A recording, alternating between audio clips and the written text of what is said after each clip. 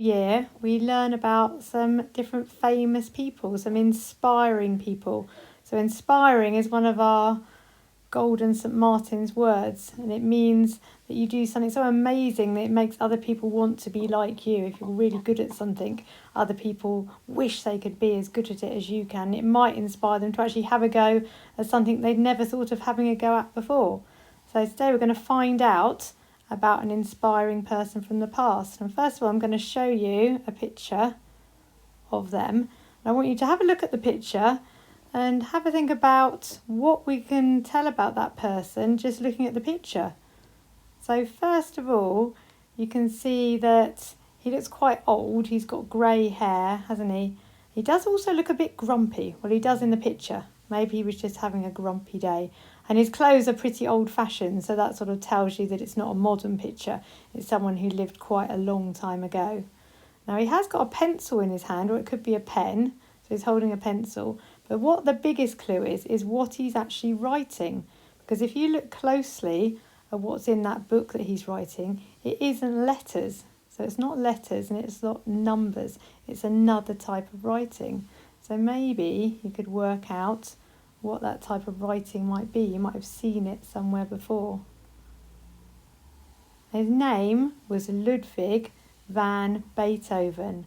And because he was German, his name does look a bit strange to us and it's quite hard to pronounce it. So I'll help you learn how to say it. So the last bit of his name actually sounds more like this when you say it. It's Bay, and then it sounds like toe, and then it's Ven. So it's Beethoven, Ludwig van Beethoven. Now I had a look on the internet and I found out some facts about him, but I'm sure you could find lots more.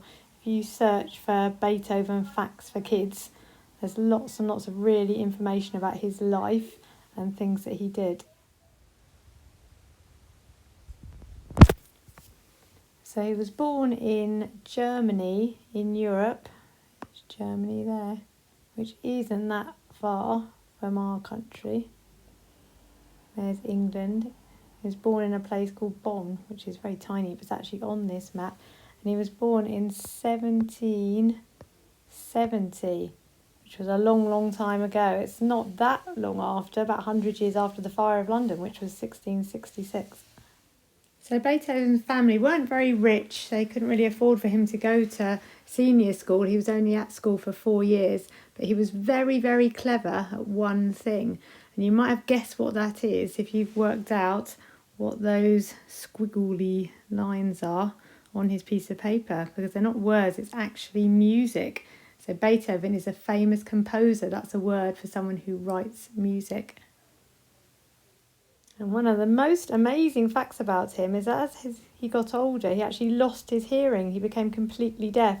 So he couldn't hear the amazing music that he had written and that he was playing on the piano. And he said that he could actually hear the sound still inside his head. Although he wasn't hearing the actual music, he knew from his memory exactly what each note sounded like.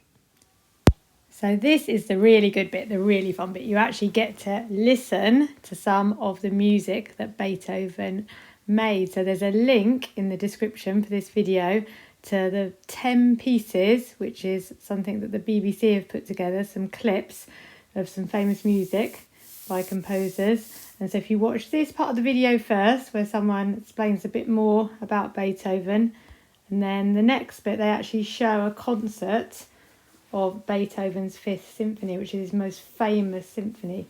So I recommend you watch both of them. They're really good. You can turn the sound up quite loud as well. And once you've listened to it, maybe if you listen to it the second time, you could have a go at drawing what you hear. And I don't mean you have to draw pictures. It could just be shapes and things. If I find a pen, I was trying to find, there's a nice pen. Let's draw something really good.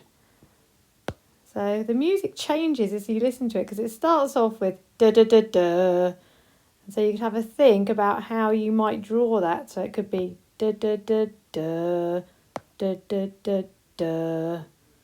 Then after that, it sort of changes a bit. It becomes more sort of like swirly. So you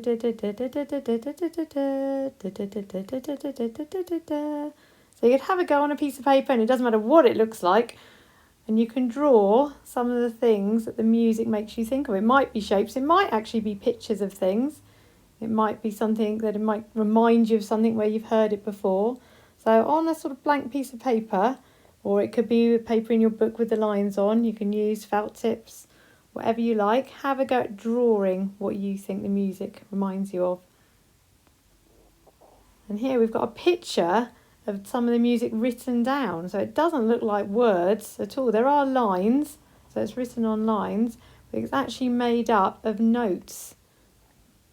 And so these are called musical notes.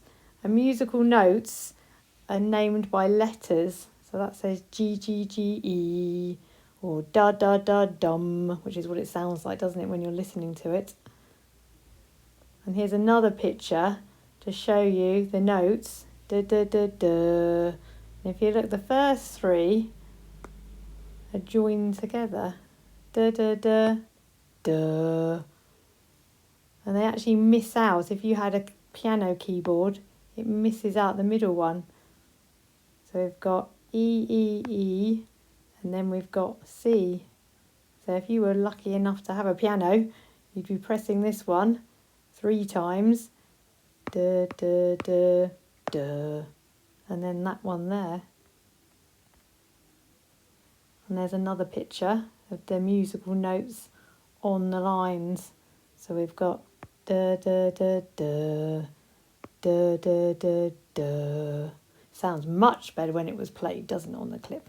Sounds really silly when you say it like that. Online there are some quite cool virtual piano or virtual xylophone apps where it has all the different lettered notes, and you can actually click on them and play a tune. And if you look at the notes, they're different sizes, so they start off really big and end up really small. And see if you notice what the difference is between the big ones and the small ones. So if you saw, it's a bit like climbing a ladder.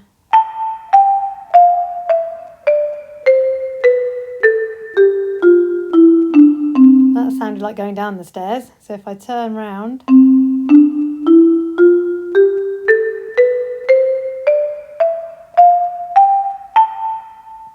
and remember, when we were looking at what Beethoven was playing, he was missing out a note.